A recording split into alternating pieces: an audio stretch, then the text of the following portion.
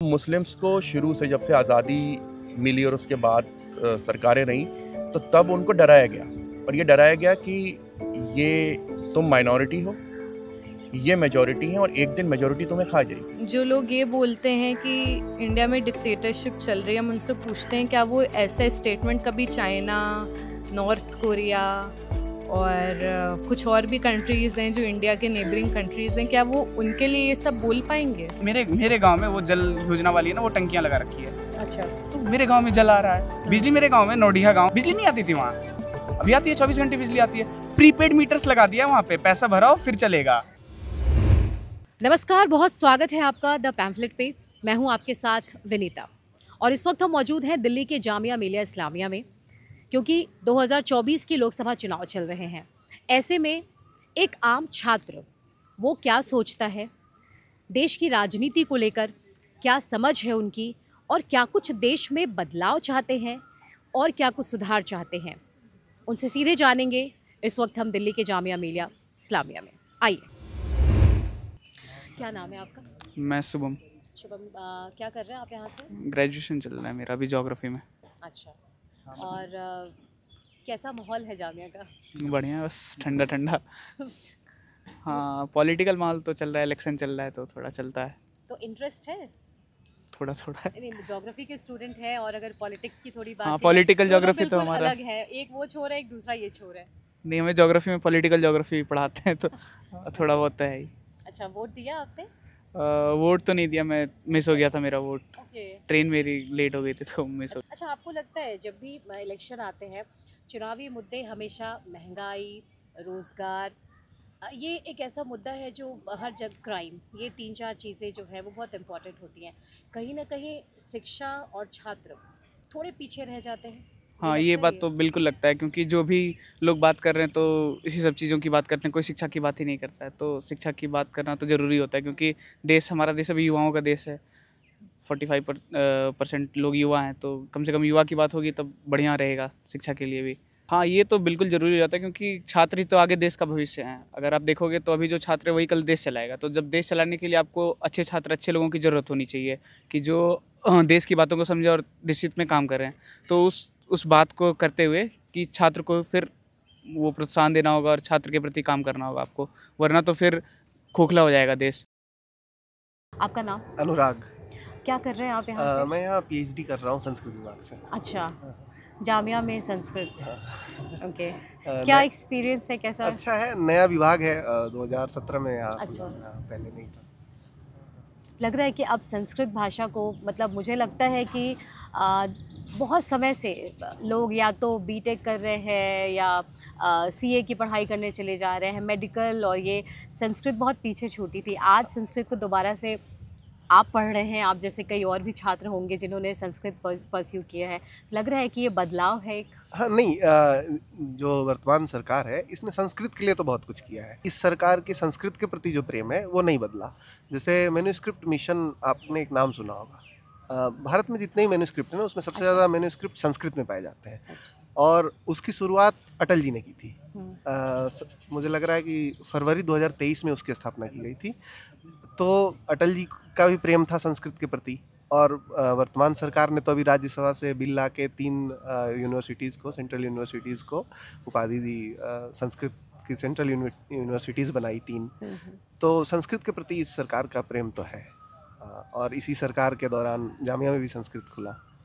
क्योंकि आज अब अगर आप पहले शायद मुझे लग रहा है कई लोग हिंदी भाषी जो लोग थे, जो हिंदी बोलते थे, अगर वो विदेश जाते हैं तो उनको हिंदी बोलने में भी, लेकिन आज एक प्राउड के साथ लोग अपनी जो भाषा है, अपनी जो पहचान है, उसको दोबारा से रख रहे हैं सबके सामने। नहीं, ये मतलब एक्चुअल में है क्या कि हम अंग्रेजी सीखें, हिंदी सीखें, और भी भाषाएं सीखें, वो ज़रूरी है। लेकिन जो हमारी मूल भाषा है वो तो संस्कृत थी, प्राकृत थी, तो उसको पढ़ना भी हमारे लिए उतना ही ज़रूरी है, क्योंकि हम बाद वाली चीज़ें सीखेंगे। लेकिन पहले से भारत में जितनी भाषाएं वो संस्कृत से डेवलप हैं लगभग। तो जब सारी भाषाएं संस्कृत से डेवलप है, तो संस्कृत जिससे वो डेवलप है, संस्कृत, उसको सीखना तो हमारे लिए बहुत ज़रूरी है। तो इसलिए संस्कृत सीखना तो चाहिए। वर्तमान सरकार के आने से आयुर्वेद को बहुत बल मिला है। तो आयुर्वेद तो बहुत पुरानी चीज़ है हमारे लिए, है ना। तो बहुत पुरानी चीज़ है, लेकिन उसका मॉडर्नाइजेशन कर दिया गया कि अत्याधुनिक उपकरणों के उपयोग से आयुर्वेद का प्रयोग करेंगे। जो आयुर्वेद की दवाइयाँ बनेंगी उसका हम प्रयोगशाला में टेस्ट करेंगे, फिर उपयोग करेंगे। ये सब कर दिया गया है। तो ऐसे ही जो वर्तमान सरकार है, संस्कृति और हमारे ट्रेडिशंस हैं, जो हमारी पुरानी चीज़ें हैं, उनको जांच परख के लिए हम नए चीज़ों का प्रयोग करेंगे कि वर्तमान समय में जो मापदंड है उस पर प्रयुक्त है। मुझे लग रहा है कि उन चीज़ों को, चाहे हम योग की ही बात कर लें, आज युवाओं ने भी योग को अपनाया है। खासकर अगर कोरोना की टाइम की हम बात करें, कोरोना एक ऐसा फेज़ था जिसने दोबारा से आयुर्वेद और योग को एक नए तरीके से लोगों के सामने रखा है और लोगों ने उसको अडॉप्ट किया है। बिल्कुल। विदेश की ही बात कर ले, विदेशों में भी आज कम से कम ये लोग हैं कि आप आयुर्वेद को अपना रहे हैं और इसमें लगता है कि नई सरकार और आगे पहल ही कर रही है और बेहतर तरीके से काम कर रही है। हाँ, नहीं बिल्कुल। और एक्चुअल में क्या है, जैसे हमारे मन में एक चीज़ पहले से थी, आत्महीनता कह सकते हैं उसको, कि कोई अंग्रेज आया, कोई गोरा आया, जरूर नहीं अंग्रेजी हो, बस गोरा आया कह रहा है तो वो सही कह रहा होगा, है ना।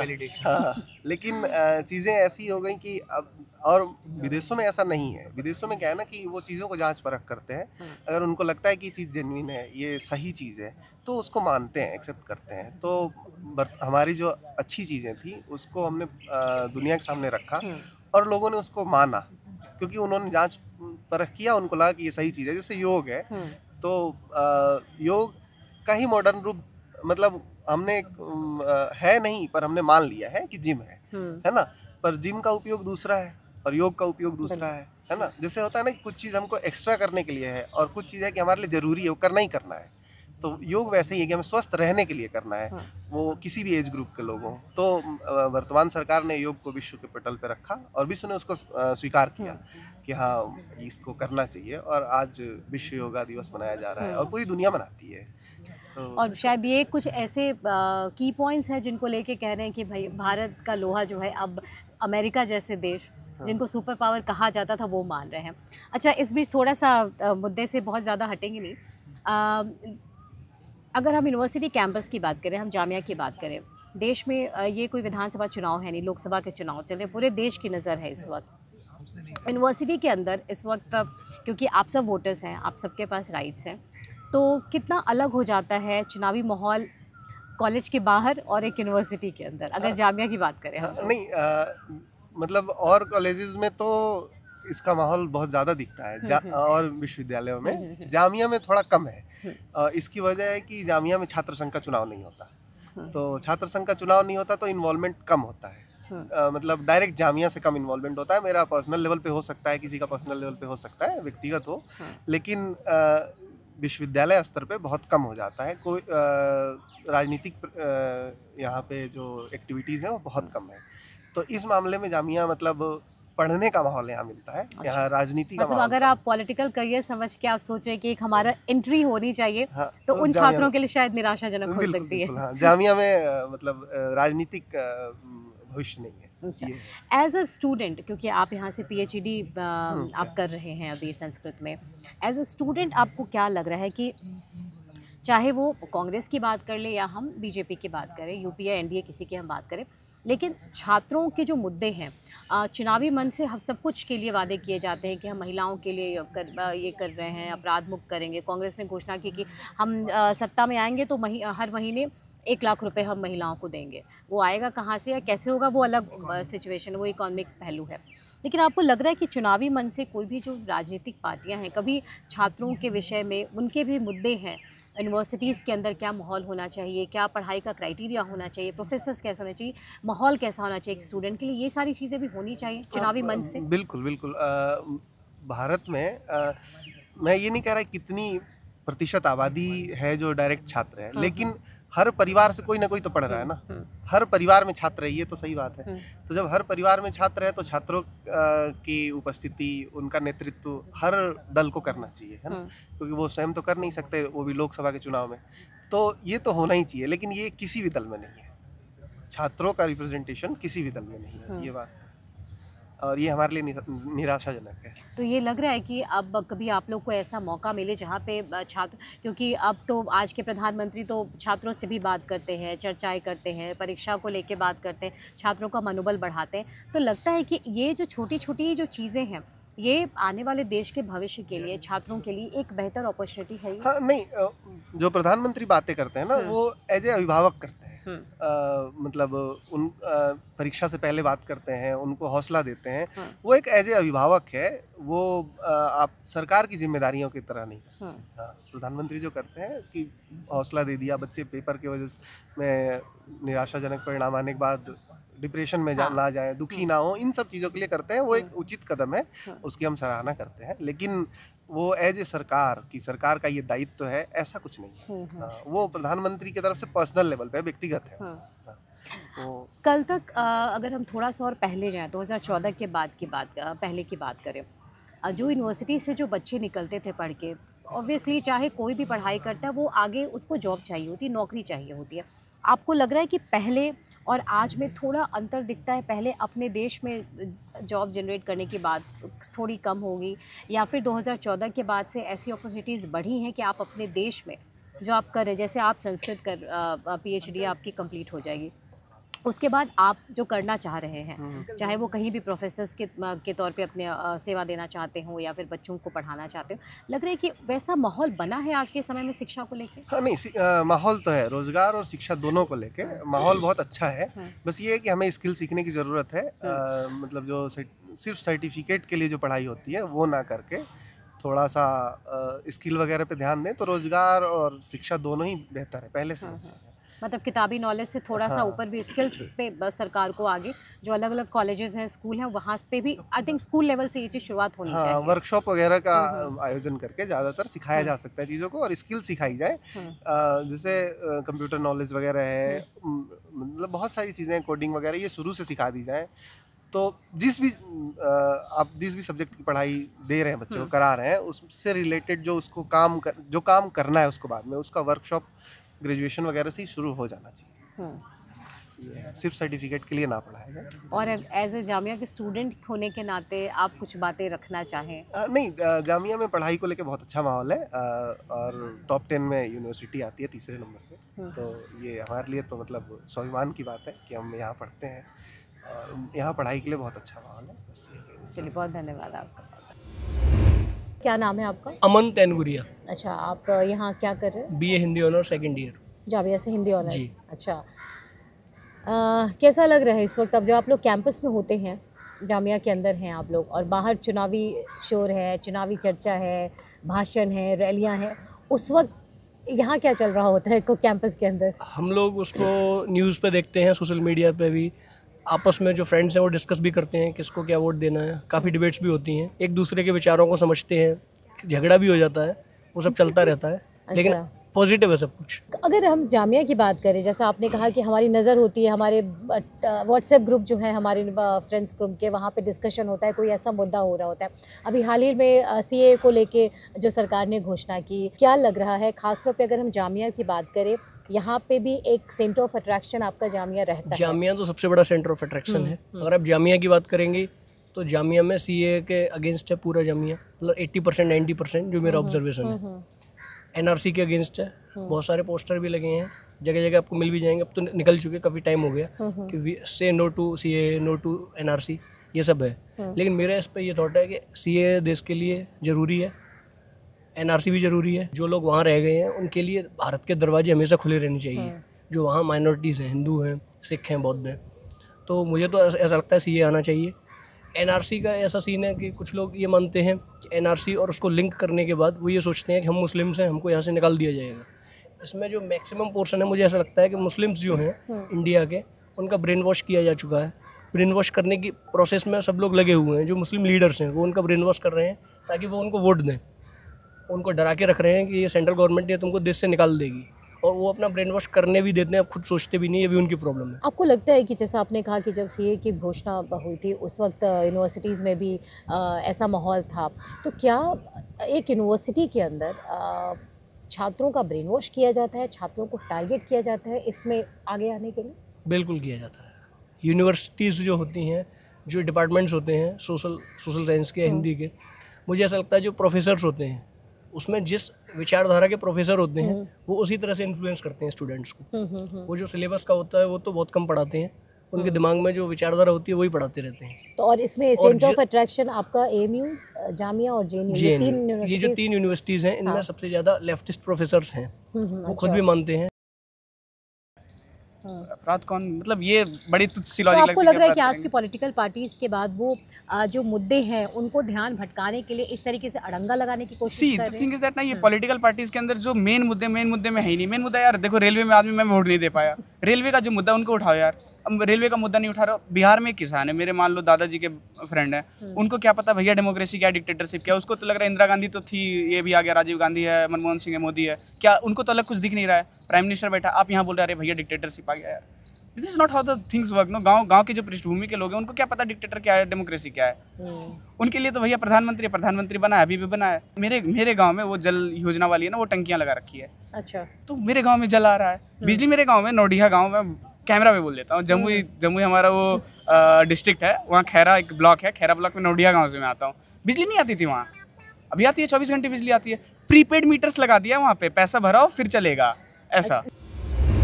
मेरा नाम मलिक महमूद है। अच्छा, यहाँ पे बतौर आप क्या कर रहे हैं? मैं यहाँ रिसर्च स्कॉलर हूँ, इस्लामिक स्टडीज़ डिपार्टमेंट से मैं पीएचडी कर रहा हूँ। अच्छा, अभी क्योंकि हर जगह देश में अभी आप लोगों के टेबल पे भी चुनावी चर्चा ही चल रही थी तो एक यूनिवर्सिटी के अंदर, स्पेशली अगर हम जामिया की बात करें, बाहर में चुनावी शोर होता है, लेकिन यहाँ पे एक राउंड टेबल जहाँ पे चाय के साथ कैसी चर्चा होती है?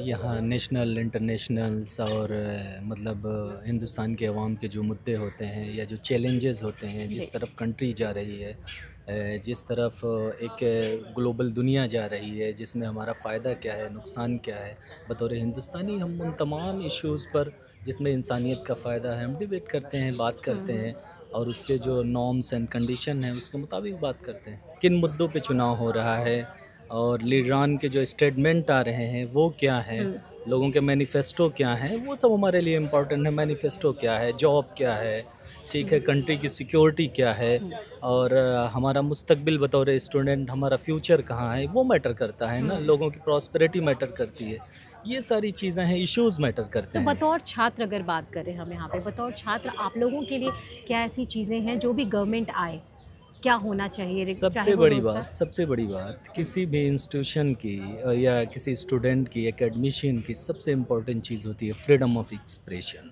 हम बोलते क्या हैं, हमें बोलने की आज़ादी किस हद तक है, हमें लिखने की आज़ादी किस हद तक है, हमें इश्यूज़ को उठाने की आज़ादी किस हद तक है, और इस तरह हमारे पास अपॉर्चुनिटीज़ क्या हैं, क्या क्या अपॉर्चुनिटीज़ हैं, ठीक है, हमारा डायरेक्शन क्या है, ठीक है, ये मैटर करता है कि ये मतलब एक बेसिक फंडामेंटल राइट हमारा क्या है। तो हम उस फंडामेंटल राइट को कितना एक्सरसाइज कर पाएंगे, हमारे लिए क्या वैक्यूम गवर्नमेंट देगी, जो हमारे राइट हैं वो मिलेंगे या नहीं मिलेंगे, या जो राइट हैं वो किस हद तक हमको मिले और कितना बाकी रहेगी, ये मैटर करता है। और अगर जामिया के पॉइंट ऑफ व्यू से देखिए, यहाँ पे सब कुछ मतलब जो एक छात्र के आने वाले भविष्य के लिए ज़रूरत की चीज़ें हैं, कोई परेशानी, किसी तरीके की एक्स्ट्रा रिक्वायरमेंट आपको यहाँ एडमिनिस्ट्रेशन से, बाकी सारी चीज़ें? देखिए, एडमिनिस्ट्रेशन जो है वो गवर्नमेंट के मातहत आता है, गवर्नमेंट के अंडर में आता है, और स्टूडेंट कितना बोल सकता है, एक चीज़। दूसरा, ये जामिया है, इसकी अपनी एक हिस्ट्री है, इसका जन्म कहाँ से हुआ, नॉन कॉपरेशन मूवमेंट की कोख से इस यूनिवर्सिटी ने जन्म लिया है। कोई ऐसे नहीं हुआ किसी ने स्टबल कर दिया। फ्रीडम फाइटर इस यूनिवर्सिटी ने दिए हैं, साइंटिस्ट दिए हैं, इंजीनियर दिए हैं, मुल्क के तमाम शोबे में यहाँ के लोगों ने खिदमत अंजाम दी है, और ये ऐसे नहीं वजूद में आया। इसकी अपनी एक तारीख़ है, और ये कुर्बानी हमेशा देती है, और ये कुर्बानी सिर्फ़ और सिर्फ इंडियन कॉन्स्टिट्यूशन के लिए। आपका नाम क्या है? मेरा नाम विदुषी है। मेरा course PG diploma in still photography and visual communication है। अच्छा, तो विदुषी, जैसा कि आपको पता है कि यहाँ पर लोकसभा इलेक्शन चल रहा है अभी, तो आपको क्या लगता है कि कौन सी सरकार आएगी और क्यों आएगी?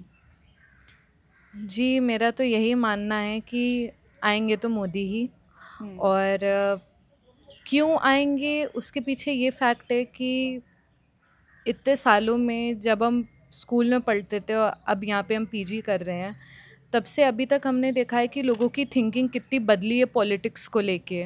लोग कितना समझने लगे हैं अपनी पॉलिटिकल पार्टीज़ को, वो लोग क्या कर रही हैं, कैसे काम करती हैं, उन्होंने क्या क्या किया है और किसने क्या क्या नहीं भी किया है।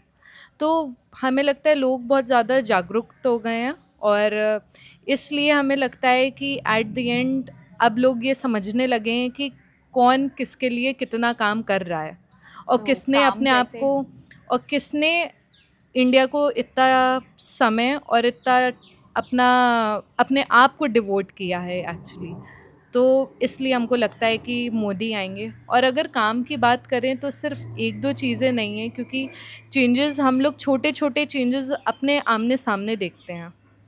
आप देखिए यूपीआई जैसा एक इजी ट्रांजैक्शन फॉर्मूला वो लाए हैं, और उसकी वजह से आप देखिए कि छोटे से छोटे जो बिज़नेस होल्डर्स होते हैं उनसे लेके बड़े से बड़े बिज़नेस होल्डर्स तक, उन लोगों को कितना बेनिफिट हो रहा है इजी ट्रांजैक्शंस में। आई थिंक ये बहुत ज़्यादा हम लोगों को इकोनॉमिकली फ़ायदा देगा।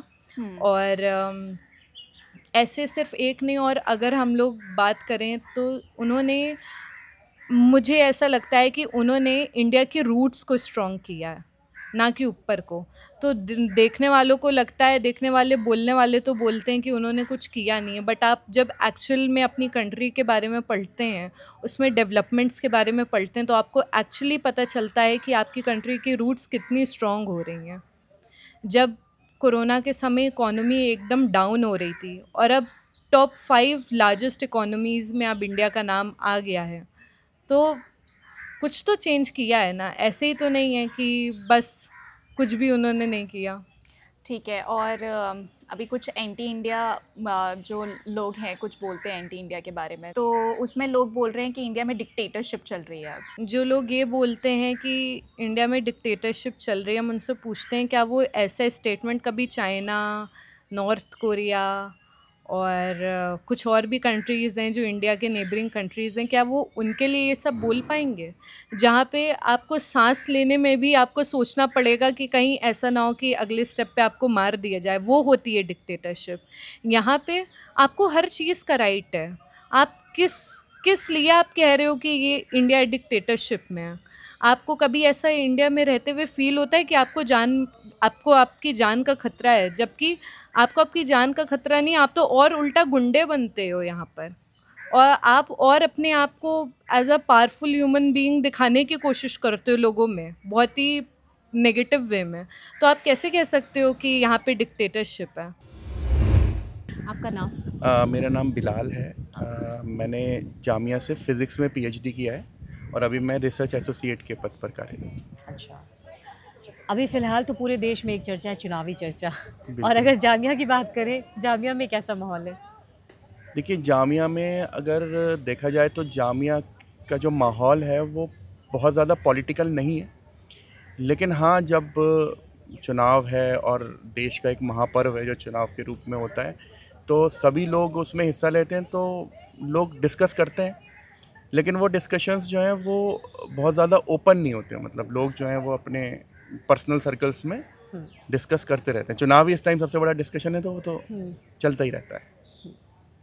अगर जामिया की यहाँ बात करें, ख़ासतौर पे कई बार ऐसा होता है कि कुछ भी देश में अगर ऐसी बड़ी गतिविधि आप देखते हैं, तो जो एक सॉफ्ट टारगेट होता है वो यूनिवर्सिटीज़ होती हैं, चाहे वो हम जेएनयू की बात कर लें, जामिया की बात कर लें, एएमयू की बात कर लें, ये जितने रेपुटेटेड ये सारी यूनिवर्सिटीज़ हैं, लेकिन कहीं ना कहीं जो पॉलिटिकल पार्टीज़ हैं उनके लिए भी एक सॉफ्ट टारगेट होता है, लगता है आपको? हाँ, बिल्कुल होता है, क्योंकि यूनिवर्सिटीज़ में ज़्यादातर जो स्टेक होल्डर्स होते हैं वो यूथ होता है, और हर पॉलिटिकल पार्टी को यूथ की ज़रूरत है।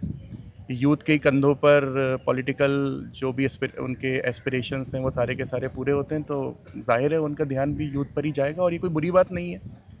मतलब अगर पॉलिटिकल जो लीडर्स हैं या पॉलिटिकल ग्रुप्स हैं वो यूथ को फोकस करें और यूथ से बात करें, यूथ से कम्युनिकेट करें, या यूथ का सपोर्ट चाहें, तो इसमें कोई बुरी बात तो नहीं है। मुझे नहीं लगता कि कोई बुरी बात है। हाँ, अगर उनका जो बेसिकली जो मोटिव है वो इल नहीं होना चाहिए। देश में ऐसे परिवर्तन हुए हैं कि अगर कश्मीर से 370 हटा तो आज उसकी चर्चा हो रही है।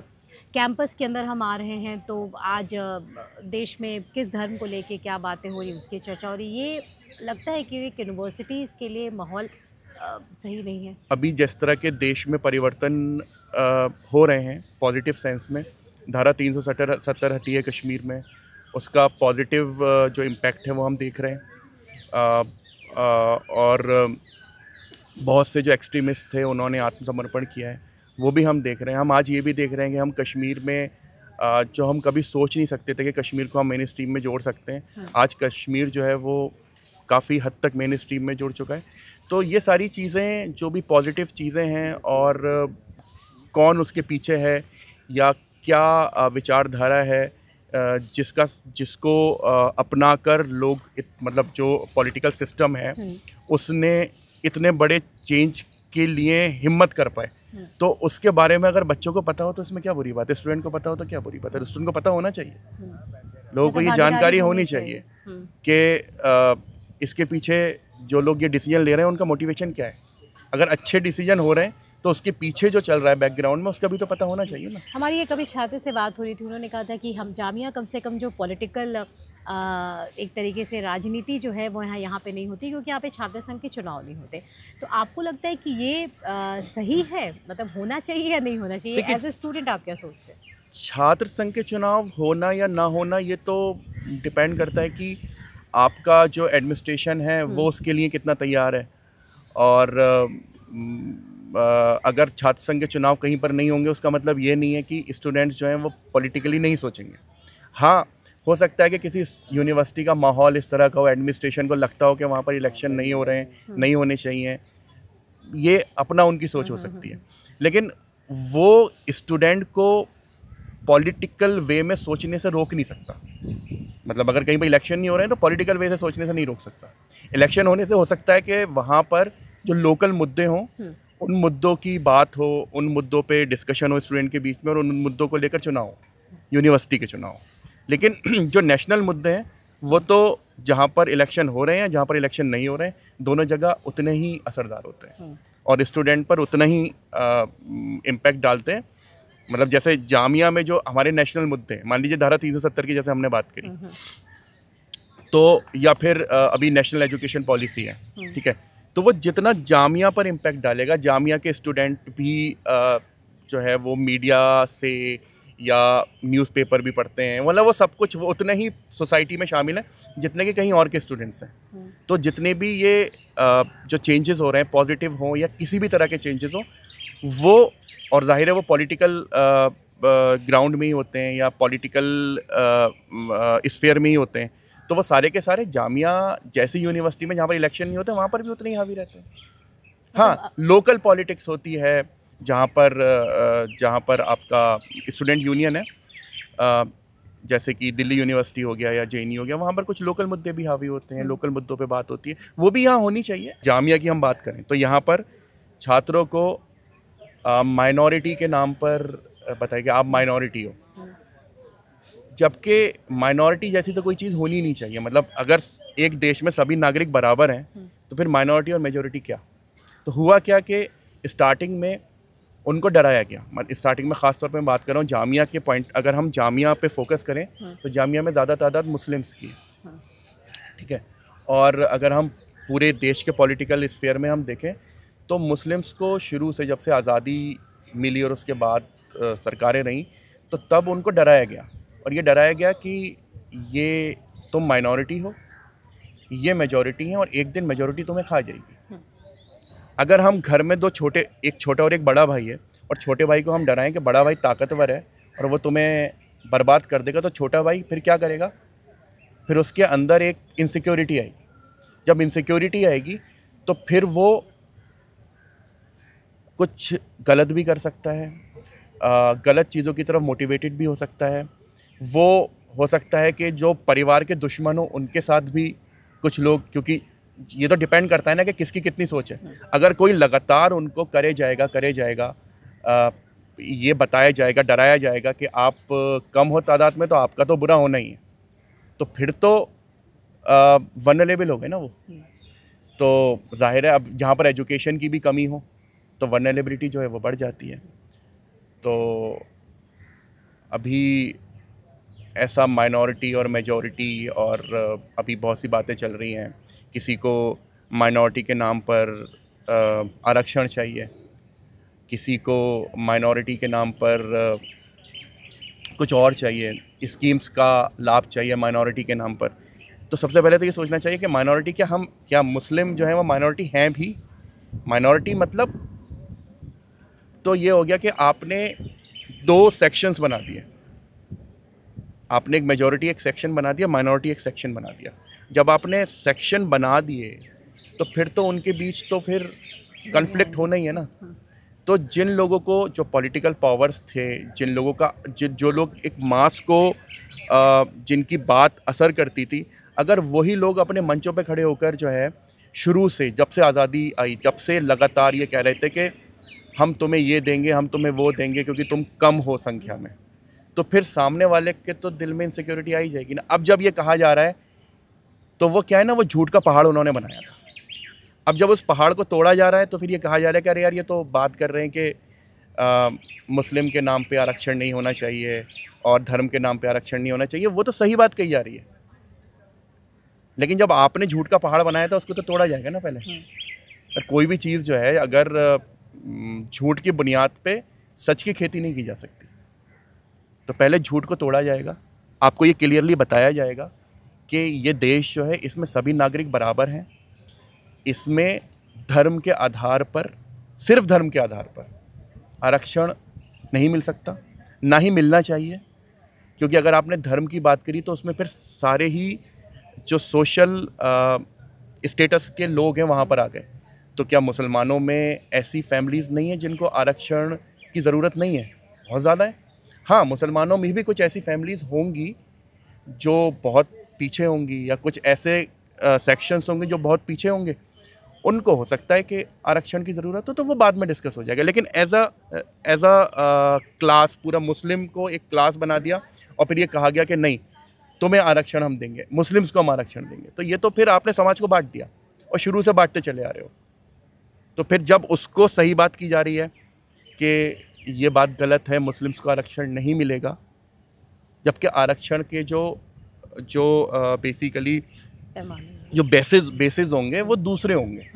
जब भी इकोनॉमिकली वीकर सेक्शन को आरक्षण मिला तो उसके जो बेसिस हैं वो इकोनॉमिकल हैं, या फिर SC STs का या OBC का आरक्षण है, उनके जो बेसिस हैं वो सोशल हैं। तो सोशल बेसिस पर, इकोनॉमिकल बेसिस पर आरक्षण मिलना चाहिए, होना चाहिए। लेकिन रिलीजियस बेसिस पर अगर आप करते हो तो फिर आप देश को तोड़ने की बात करते हो, जो आप शुरू से कर रहे हो। आप एक सेक्शन से ये कह के कि आप कमज़ोर हो, आप कम हो तादाद में, आप एक सेक्शन से कह के उनके अंदर आपने इनसिक्योरिटी पैदा कर रहे हो, उनके अंदर आपने इनसिक्योरिटी पैदा कर दी। अगर आप मुस्लिम जहाँ पर ज़्यादा हैं आप वहाँ पर देखो, तो उनसे अगर कोई पूछे कि तुम्हारे साथ कुछ बुरा हुआ क्या, अभी पिछले दिनों में कुछ बुरा हो रहा है, कुछ हो रहा है, तो वो कहेंगे कि नहीं ऐसा तो नहीं, मेरे इंडिविजुअली तो कुछ नहीं हुआ, लेकिन वो डर रहे हैं और उनको डराया जा रहा है कि तुम कम हो तो तुम्हारे साथ कुछ ना कुछ होगा।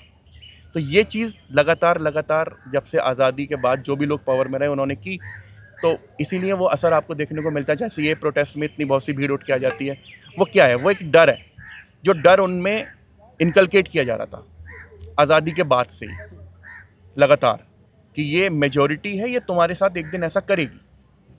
तो जब एक कानून बनता है वो भी देश वालों के लिए नहीं, वो भी उन लोगों के लिए जो बाहर जो दूसरे देश है, हमारे पड़ोसी देश, वहाँ पर परेशान है, उन लोगों को भारत में लाने के लिए एक कानून बनता है। उस कानून का देश के मुसलमानों से कोई ताल्लुक ही नहीं है, उसके बावजूद देश का मुसलमान डर रहा है। क्यों डर रहा है? क्योंकि वो डर जो है वो उनमें जब से आज़ादी के बाद सरकारें बनी, जो लोग पावर में रहे, उन्होंने उनको उस डर को दिखा के उनको यूज़ किया, तो वो डर उनके अंदर बैठ गया है। वही आपको जो है वो कभी CA प्रोटेस्ट के रूप में दिखता है, कभी कहीं दिखता है, कभी कुछ दिखता है। तो उस डर को ख़त्म करने का काम किया भी जाएगा, लोग कर भी रहे हैं, और मुझे उम्मीद है कि आगे ये डर ख़त्म होगा और ये माइनॉरिटी और मेजॉरिटी वाला जो चैप्टर है ये क्लोज़ होगा। देश में सभी लोग बराबर की बात करेंगे। क्योंकि हम भी जब लोगों से मिलते हैं और उनका यही कहना है कि जो एक आम हिंदू हो या मुसलमान हो, वो अपनी रोज़ी रोटी काटता है, वो कमाई करता है, लेकिन ये जो प्रोपेगेंडा जो फैलाया जाता है वो हमेशा से विभाजन के बाद से पॉलिटिकल पार्टीज़ जो भी होती हैं वो अपनी राजनीति करने के लिए वो इस तरीके का वो क्रिएट किया जाता है। बिल्कुल। क्योंकि आम जो मुसलमान है, हिंदू, वो वही रोज़गार के अपने काम कर रहे हैं, वही काम कर रहे हैं। हाँ, मतलब ये है कि जब से एक्चुअली क्या है ना कि वो लोग सिर्फ पॉलिटिकल स्फीयर में ही काम नहीं करते, सोशल स्फीयर में भी एक सोच है जो लगातार काम करती है। क्योंकि जो लोग इन्फ्लुएंशियल होते हैं ना और जो ताकतवर होते हैं उनका समाज पे बहुत गहरा असर होता है। तो जो लोग ताकत में रहे ना उन्होंने समाज को बहुत अंदर तक खोखला कर दिया है, समाज की सोच को बहुत अंदर तक खोखला कर दिया है। तो वो सोच समाज में कहीं ना कहीं है और उसको ख़त्म करने की ज़रूरत है और ख़त्म होनी चाहिए। लेकिन अगर उस सोच से अलग हम बात करें तो जब तक अगर इस तरह का ना सोचे कोई भी नागरिक देश का, तो देश में जो भी उनके साथ मतलब जो भी उनको सुविधाएं मिलती हैं या जिस तरह से वो रहते हैं, तो किसी को भी ये लगेगा नहीं कि मैं जो है वो हिंदू, मैं मुस्लिम हूँ या मैं सिख हूँ या मैं ईसाई हूँ या मैं कम हूँ या मैं ज़्यादा हूँ। लेकिन जब इस तरह की सोच उनके अंदर इनकलकेट की जाएगी, लगातार उनको जो है वो इंजेक्शन लगाते जाएंगे, तो जाहिर है फिर वो खुद मतलब उसके अंदर खुद से वो चीज़ें डेवलप होंगी जो फिर उसको अपने आप को, एक चीज़ होती है ना अपने आप को कुछ दूसरा मानने के लिए, अदरिंग जिसको बोलते हैं। और क्योंकि नहीं, ये समझना भी होगा, क्योंकि अगर सरकार ने मेडिकल फैसिलिटीज़ की है या एजुकेशन आपने यूनिवर्सिटीज़ खोले, उसमें ये चीज़ें नहीं है कि नहीं आप जाएंगे और आप जो कम संख्या में है वो नहीं जाएंगे, जिनकी संख्या ज़्यादा है सिर्फ हो जाएंगे। ये सारी चीज़ें उनको बतानी पड़ेंगी। वही वो उनको बताना पड़ेगा और वो पॉलिटिकल स्फीयर्स में भी बताना पड़ेगा, सामाजिक स्फीयर्स में भी बताना पड़ेगा। जो भी जिम्मेदार हैं, जो भी अवेयर हैं, सबको ये बताना पड़ेगा कि ये कुछ ही नहीं है, माइनॉरिटी मेजॉरिटी जैसी लोकतंत्र में कोई चीज़ नहीं होती है, ऐसा होना भी नहीं चाहिए। और उन इनसिक्योरिटीज़ को जो कि उनके अंदर इनकलकेट की गई हैं, उनके अंदर डाली गई हैं, उनको निकालने की कोशिश हर अवेयर इंसान को और हर अवेयर नागरिक को करनी पड़ेगी। क्योंकि इतने लंबे समय से किया गया है ना कि ये धीरे धीरे ये बहुत धीरे धीरे मतलब ये इतना धीरे धीरे हुआ है कि इसको खत्म करने में भी टाइम लगेगा। और कुछ हद तक होता दिख भी रहा है, दिख रहा है, लेकिन उसमें बहुत ज़्यादा काम करने की ज़रूरत है। एक और अगर हम यूनिवर्सिटी की बात करें, आप लोग ख़ास तौर पे अगर हम सेंट्रल यूनिवर्सिटीज़ की बात करें, आपको लगता है अगर जामिया की बात करें, जो क्राइटेरिया होने चाहिए एक सेंट्रल यूनिवर्सिटीज़ के लिए, वो फुलफ़िल करता है यहाँ पे ये? हाँ, जामिया बहुत अच्छी यूनिवर्सिटी है। NIRF में 3rd रैंक है जामिया की। जामिया का रिसर्च आउटपुट बहुत अच्छा है। जामिया की जो कोर्स करिकुलम है वो पूरी तरह से अपडेटेड है। अच्छा कोर्स करिकुलम है। तो जामिया 100% फुलफ़िल करता है सेंट्रल यूनिवर्सिटी होने की क्राइटेरिया को। नहीं, क्योंकि अब तक मैं जितने स्टूडेंट से मिली, no doubt one of the best universities आप कह सकते हैं, 3rd रैंक में है। आपको लगता है कि जो बच्चे यहाँ पढ़ने आ रहे हैं, जिनका एकमात्र मकसद है उनको पढ़ना है और यहाँ से पढ़ाई करके निकलना है, लेकिन इस दौरान पढ़ाई शुरू करने से लेके आखिर तक का जो टाइमिंग होती है उस दौरान, और शायद ये वजह भी है कि ये पॉलिटिकल पार्टीज़ के टारगेट में रहता है, एक ये इसकी खासियत भी है। हाँ, लेकिन फिर वही चीज़ है कि अगर ये तो मतलब हम बच्चों को किसी भी चीज़ से जो कि समाज में रहना, समाज के उतने ही नागरिक हैं, मतलब देश के उतने ही नागरिक हैं जितना कि यूनिवर्सिटी के बाहर, यूनिवर्सिटी जो बाउंड्री है उसके बाहर जो आदमी जा रहा है, कोई भी बंदा जा रहा है, वो और यूनिवर्सिटी के अंदर दोनों बराबर के नागरिक है। तो वो सभी चीज़ों का असर उनके ऊपर बराबर होगा। सभी जो पॉलिटिकल पॉइंट ऑफ व्यूज़ हैं उनका उनसे जो उनका इंटरेक्शन है वो भी सेम वे में होगा जैसे कि बाहर वालों का होता है, जैसे अंदर वालों का होगा।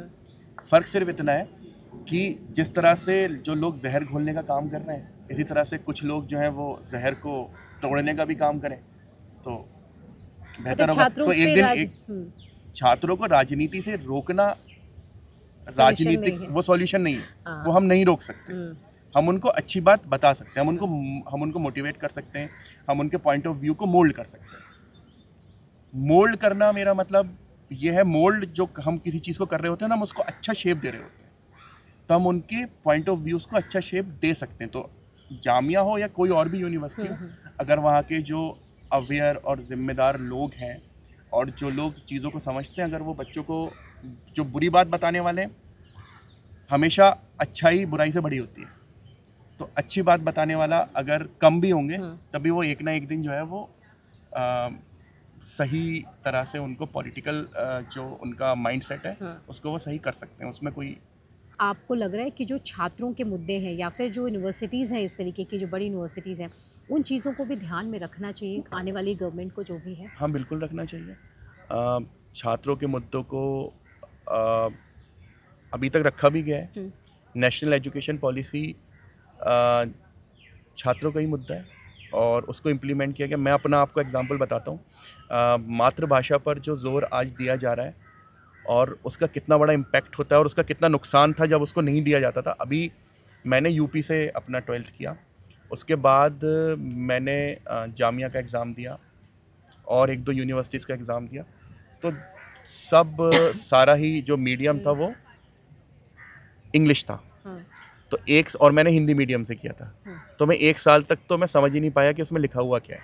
मतलब एग्ज़ाम में मैं तो कुछ नहीं कर पाया और 1 साल तक तो मैं लैंग्वेज अपना जो मीडियम था उसको चेंज करने में लगा दिया। दूसरे साल फिर मैंने तैयारी करी, तो मैंने 2 साल अपने ख़राब किए। क्यों? क्योंकि जामिया में या और यूनिवर्सिटीज़ में जो मुझे एंट्रेंस एग्ज़ाम देना पड़ रहा था वो इंग्लिश में देना पड़ रहा था। तो जिस तरह से मैंने ख़राब किया उस तरह से ज़ाहिर है, पता अभी नहीं भी ये अब ऐसा नहीं है। अच्छा, अब क्या है कि नेशनल एजुकेशन पॉलिसी का सबसे बड़ा जोर जो है वो मातृभाषा में एजुकेशन को है। अच्छा, तो सिर्फ मातृभाषा में एजुकेशन ही नहीं होगी, बल्कि मातृभाषा में जो है वो टेस्ट भी लिया जाएगा। अभी आप देख रही हो कि जेई का एग्ज़ाम होता है, नीट का एग्ज़ाम होता है, CUET एग्ज़ाम होता है, वो सारे के सारे देश की 13 भाषाओं में होते हैं। तो उससे क्या हुआ है कि हम जामिया में मैं काफ़ी दिन से मतलब काफ़ी टाइम हो गया मुझे जामिया में, तो पहले एक पर्टिकुलर सेक्शन ऑफ सोसाइटी था जिसके बच्चे जामिया में नज़र आते थे। अभी जब से ये चेंज हो रहा है ना सिनेरियो, जब से आपको बहुत इंटीरियर के, बिहार के, यूपी के, बंगाल, उड़ीसा, बहुत इंटीरियर के बच्चे आपको यहाँ पर नज़र आने लगे। क्यों? क्योंकि वो पढ़ते तो हैं लेकिन उनका मीडियम ऑफ इंस्ट्रक्शन जो है वो उनकी अपनी ज़ुबान होता है।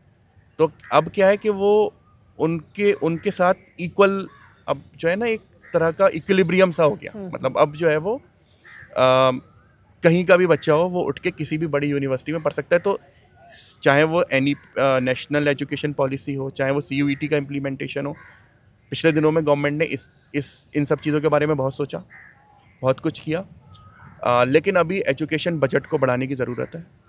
और हम तो ये कहते हैं कि एजुकेशन बजट जो है वो देश की टोटल GDP का 10% होना चाहिए। चलिए, बहुत धन्यवाद बिलावल, आपका हमारे साथ बातचीत करने के लिए। बहुत धन्यवाद।